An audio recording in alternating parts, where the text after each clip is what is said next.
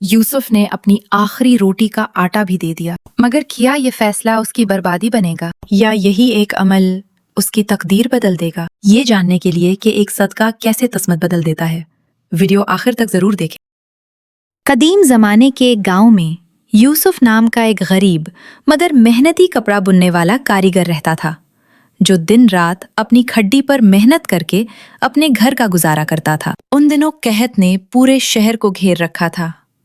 बाजार खाली थे और हर चेहरे पर फिक्र साफ नजर आती थी। घर में मरियम आटे की खाली थैली देख रही थी, मगर उसके चेहरे पर शिकवा नहीं, सिर्फ सब्र था। उनका बेटा अब्दुल्ला बीमारी की वजह से कमजोर था, मगर उसकी आंखों में अब भी उम्मीद जिंदा थी। यूसुफ ने हाथ में चंद सिक्के गने और दिल ही दिल में अल्लाह से मदद मांगी। असी सोच में डूबा हुआ यूसुफ रात के सन्नाटे में अकेला चल पड़ा। रास्ते में उसकी नज़र एक बूढ़े फकीर पर पड़ी, जो भूख और कमजोरी से निढाल था। फकीर की आंखों में सवाल था और यूसुफ के दिल में एक सख्त इम्तिहान। ये यूसुफ के घर का आखिरी आटा था।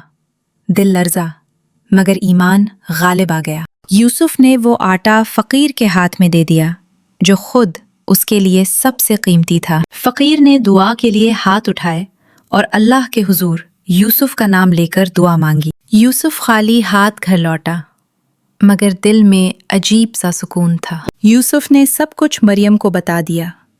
मरियम ने खामोशी से सुना, ना सवाल किया ना शिकवा, बस अल्लाह पर भरोसा रखा। इस रात घर में भूख थी, मगर दिलों में सुकून था। अगली सुबह सूरज उम्मीद के साथ तुलू हुआ, जैसे कोई नया दरवाजा खुलने वाला हो। उसी दिन दरबार में ऐलान हुआ कि एक ईमानदार कारीगर की जरूरत है, और यूसुफ दरबार पहुंच गया। दरबार में यूसुफ का काम देखा गया।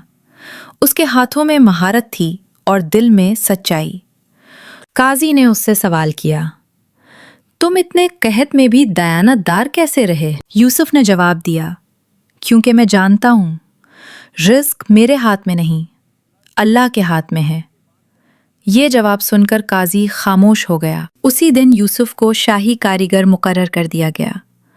उसकी तनख्वाह इतनी थी कि वो न सिर्फ अपना घर चला सकता था, बल्कि दूसरों की मदद भी कर सकता था। घर लौटकर उसने खुशखबरी सुनाई और मरियम की आंखों से खुशी बह निकली। अब्दुल्ला की सेहत बेहतर होने लगी। ये भी अल्लाह की एक और नेमत थी। घर में चूल्हा जला और मरियम ने शुक्र के साथ बहुत सा खाना तैयार किया। यूसुफ ने फैसला किया कि अब वो दूसरों के लिए भी आसानी पैदा करेगा।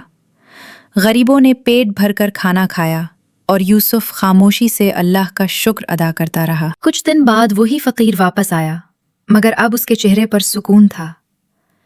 यूसुफ और फकीर गले मिले। ये लम्हा याद दिला रहा था कि सदका कभी जाया नहीं जाता। फकीर ने यूसुफ को फिर बहुत दुआएं दी, मगर इस बार शुक्र के साथ। पूरा गांव बदल चुका था और यूसुफ एक मिसाल बन चुका था। याद रखो, जो तंगी में अल्लाह की राह में देता है, अल्लाह उसकी तकदीर बदल देता है। अगर आपको हमारी वीडियो अच्छी लगी हो तो चैनल को सब्सक्राइब करें